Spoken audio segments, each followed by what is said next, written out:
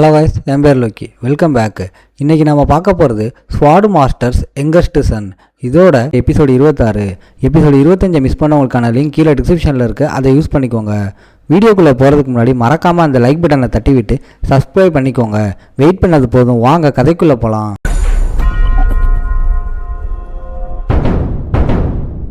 எபிசோட ஸ்டார்டிங்லேயே நம்ம ஆளுக்கு அடுத்த சிஃபல் பேட்ரியார்க்கு இவ்வளோ நல்ல முட்டாளாக இருக்கானேன்னு நினச்சி செம்ம ஹாப்பி. அந்த கமெண்டை கேட்டதும் வெரடினுக்கு செம்ம காண்டாக்குது. ஆனால் அதான் உண்மை. 3 பேரும் எளிமையாக இருந்தாலும் ஏதோ ஒரு நாள் அவங்க சண்டை போட்டு தான் ஆகணும். அவங்க ரிலேஷன்ஷிப் என்ன ஆகுமோன்னு நம்மளால யோசிக்கிறான். அப்போ வெரடின் தன்னோட பேரை யாரோ இம்பர்சனேட் பண்ணுறதா சொல்கிறான். இதை கேட்டு டாண்டி ஷாக் ஆகி ரிஃபல்ஸ் கிளானோட ஹை ரேங்கிங் ஆள் பேரை யூஸ் பண்ண எவனுக்கு அவ்வளோ தில்லுன்னு கேட்குறான். வெரடினுக்கும் அது யாருன்னு தெரியாது. ஆனால் உண்மையில் நம்ம ஆள் தான் அந்த வேலையை பார்த்தான்னு அவனுக்கு தெரியாது. அந்த ஆளை பிடிக்க என்ன பிளான்னு நம்மான்னு கேட்டுட்டு தேடி அலைஞ்சா ரிஃபல்ஸ் கிளானை கலாய்ப்பாங்க. அதனால் இதை பெருசாக எடுத்துக்க வேணாம்னு கூலாக அட்வைஸ் பண்ணுறான். சிம்பிள் சஜஷனை கேட்டு வெரடினும் கன்வின்ஸ் ஆகிடுறான். நம்ம ஆள் உடனே அங்கேருந்து கிளம்ப ரெடி ஆகுறான். ஏன்னா நம்ம ஆளுக்கு பார்க்க வேண்டிய வேலை ஏகப்பட்டது இருக்குது. கிளம்புறதுக்கு முன்னாடி வெரடின் நம்ம ஆளை ஃப்ரெண்டுன்னு கூப்பிட்றான். நம்ம ஆள் அப்படியே நின்று ஒரு ஸ்மைல் பண்ணிட்டு அக்செப்ட் பண்ணிக்கிறான். சீன் இப்போ அப்படியே கீரன் கிட்ட மாறுது. ஒவ்வொரு தடவையும் காஷ்மீரோட அந்த லாங்கான லெட்டர்ஸை படித்து அவருக்கு செம்ம கடுப்பாகுது. இந்த லெட்டரில் டாண்டியை ஜெயிச்சு நம்ம ஆள் ஃபைனலாக 6 ஸ்டார்ஸ் வார்மேன்ஷிப் லெவலுக்கு வந்துட்டான்னு தெரிஞ்சுக்கிறாரு. காஷ்மீர் மேலே செம்ம காண்டில் இருக்கிற கீரன் சீக்கிரமே அவர் கூட 1-on-1 பேசணும்னு நினைக்கிறாரு. மனசில் இருக்கிற காஷ்மீருக்கு தன்னை சுற்றி ஏதோ சில்லுன்னு ஆகுற மாதிரி ஒரு ஃபீலிங் வருது. யாரோ நம்மளை சர்ப்ரைஸ் பண்ண போகிறாங்கன்னு அவருக்கு புரியுது. காம்படிஷன்லேருந்து நம்மளால் தூக்கிட்டு வந்த அந்த மேப்பை பார்க்க காஷ்மீர் ரெக்வஸ்ட் பண்ணுறாரு. அந்த மேப்பை பார்த்து தான் அவருக்கு செம்ம கன்ஃபியூஷன். ஆனால் இதுக்கு முன்னாடி இப்படி ஒன்று அவர் பார்த்ததே இல்லை. அதோட டெஸ்டினேஷன் செம்ம அன்கிளியர், அப்புறம் இம்ப்ரெசிவாக இருக்குது. ஜூலியா அந்த மேப்பை பார்த்து செம்ம இன்ட்ரெஸ்ட் ஆகி அதில் இருக்கிற ஒரு வித்தியாசமான லொக்கேஷனை பாயிண்ட் பண்ணுறா. ஏதோ ஒரு பயங்கரமான மேட்டரை சென்ஸ் பண்ணி அவளை அறியாமலே அழுகுறா. காஷ்மீர் உடனே அலர்ட் ஆகிறாரு. ஏன்னா அவளோட பவர் சடனாக ஓவர்லோட் ஆகிறத முராக்கன் புரிஞ்சுக்கிறான். அவளை காம் பண்ண அந்த கார்டியன் டிராகன் கண்டிப்பாக தேவை. அவளை தேடி லீட்டர் வேகமாக ஓடி வரா. அந்த யங் டிராகன் அவளை அமைதியாக்க ஹெல்ப் பண்ணுது. பயந்து போன அலிசா கூட பதறி போய் அங்கே ஓடி வரா. நல்ல வேலையா லீட்டரால் அவளை தூங்க வச்சு காம் பண்ண முடிஞ்சுது. அந்த பொண்ணு தன்னோட விஷனில் என்ன பார்த்தான்னு தெரிஞ்சுக்க முராக்கனுக்கு செம்ம இன்ட்ரெஸ்ட் ஆகுது. அது பாஸ்டில் நடந்த ஏதோ உன்னோட ஹிண்ட்டுன்னு லீட்டர் எக்ஸ்பிளைன் பண்ணுறா. அசமேலோட கான்ட்ராக்டர் ஃபீலிங்ஸ் நிறைஞ்ச ஒரு ஆப்ஜெக்டை பார்க்கும்போது இப்படி நடக்குமா?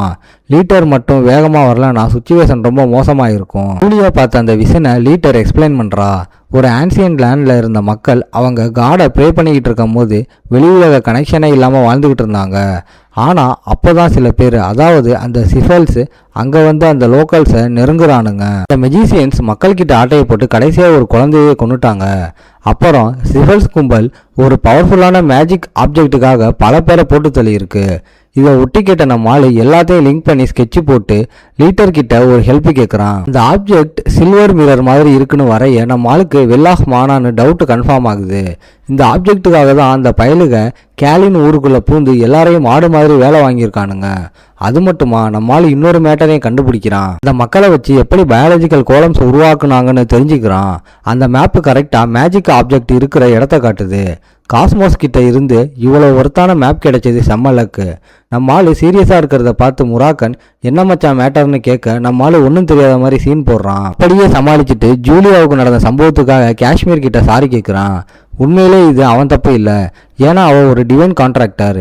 ஜூலியா ரெக்கவர் ஆகுற வரைக்கும் லீட்டர் அவ கூடவே இருக்க போறா.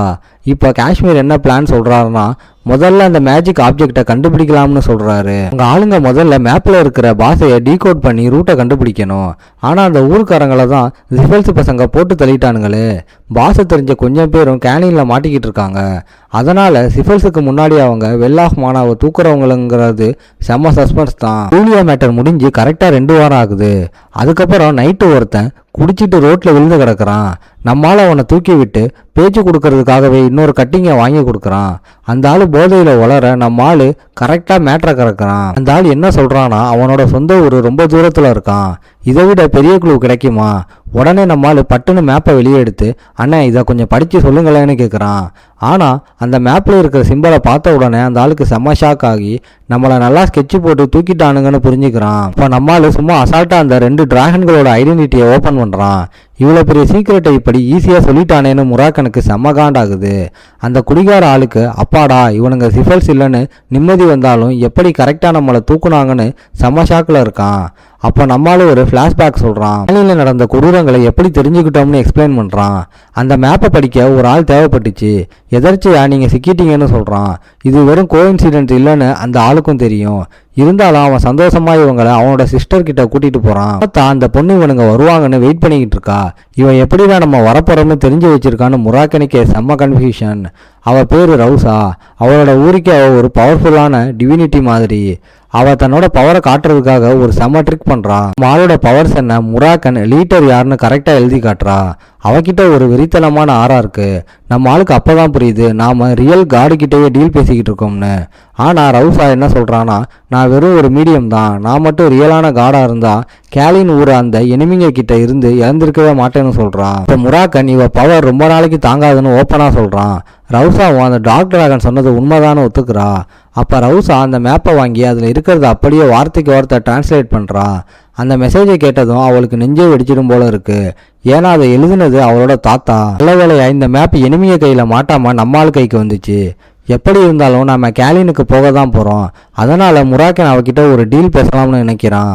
ஆனால் ரவுசா சால்டரட்டுக்கும் நம்மளுக்கும் இருக்கிற கனெக்ஷனை பற்றி பேசி நம்மளுக்கே ஒரு பெரிய ஷாக் கொடுக்குறா. ரவுசா என்ன பிளான் பண்ணுறான்னா, அவளோட மொத்த டிவைன் பவரையும் யூஸ் பண்ணி அந்த காட் ஆஃப் டார்க்னஸை கூப்பிட போகிறா.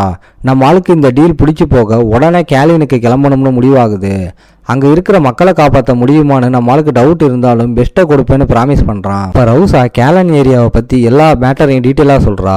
இப்போ நம்மால் முராக்கன் காஷ்மீர் 3 பேரும் அந்த ஸ்பாட்டுக்கு என்ட்ரி ஆகுறாங்க. அவனோட பாஸ்ட் லைஃப்பில் இந்த இடம் ஓப்பனாக இருந்துச்சு. ஆனால் நம்மால் கேடட்டாக இருந்தப்போ ஒரு மிஷன் பண்ணதுனால இப்போ இந்த ஏரியாவே ஃபுல்லாக லாக் பண்ணி வச்சுருக்கானுங்க. இந்த வெல் ஆஃப் மானா மேட்டரை வெளியே கொண்டு வந்த அந்த ஜேர்னலிஸ்ட் இந்த டைம்லைனில் ஒன்றும் பண்ண முடியாது. இதை பார்த்ததும் காஷ்மீருக்கு செம்ம அப்செப்ட் ஆகிடுது. ஆனால் நம்மளுக்கும் முராக்கனுக்கும் இது ஒரு மேட்டரே இல்லை. இடம் லாக் ஆகிருந்தாலும் இவனுங்க உள்ளே போக போகிறானுங்க.